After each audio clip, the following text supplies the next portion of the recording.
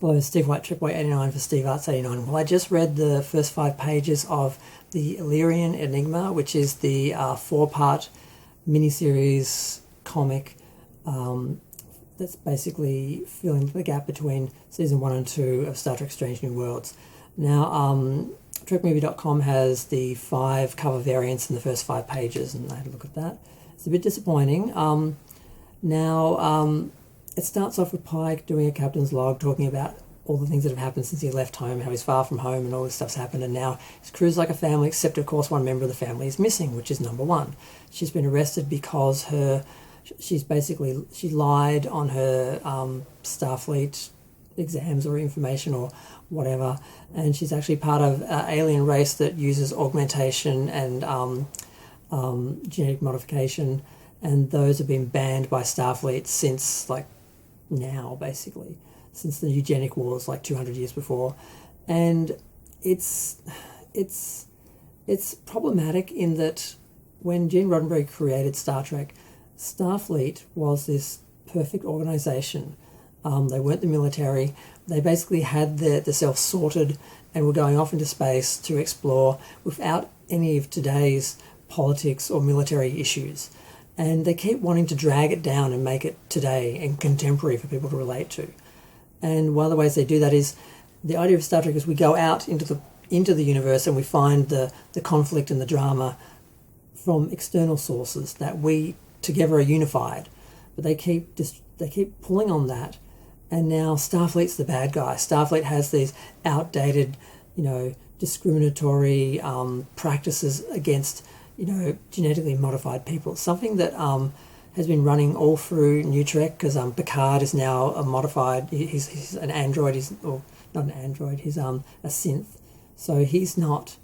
There's all those dramas, and they're pulling on that, and they seem to be saying 100 years in the future, Starfleet still has these discriminatory laws and practices and beliefs, and that we're acting out of fear. And I get the story they're telling, but you're supposed to do that through an external source, an alien. You meet an alien race who discriminate against people and ban this and that, and then you use an allegory so people can look at it objectively and understand what you're saying, instead of basically saying, oh yes, we humans right now have this issue, which is something that we're going to have in the future and continue to have in the future because we don't get past it, which shows that we don't grow, we don't evolve, the future's not a better place, and it undermines what made Star Trek great.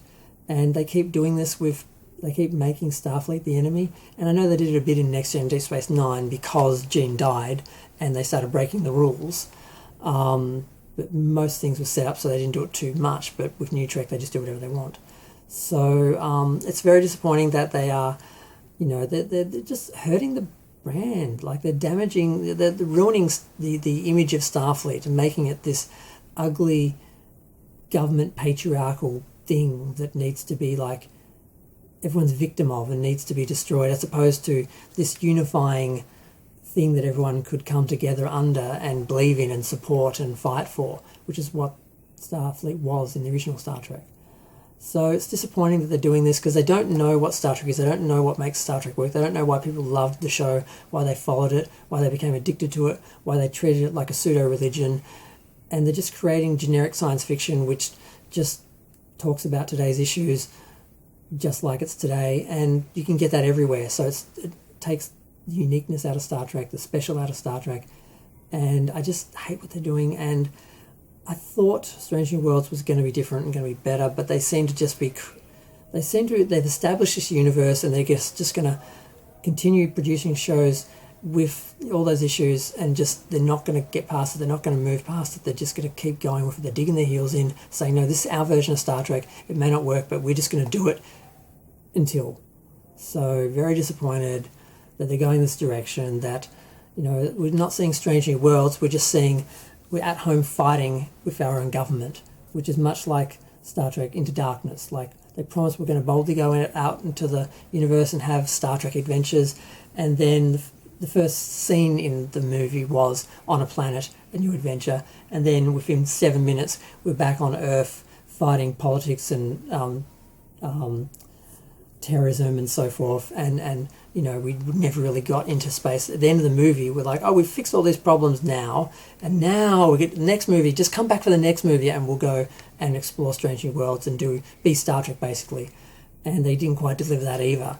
They sort of crashed the Enterprise and trapped the crew on a planet, and it was a bit like Star Trek, but we never got, and we're not really getting that with Strange New Worlds either. We sort of had a couple of adventures, but most of it was just retreading, you know, stuff they've already dealt with. And yeah, I want Strange New Worlds. I wanted 10 Strange New Worlds and adventures on each, and we didn't get that. We got like 4, and then a bunch of canon breaking, you know, Earth politics. But I'm gonna go. Feel free to share, like, comment, subscribe. Let me know what you think. Thanks. Bye.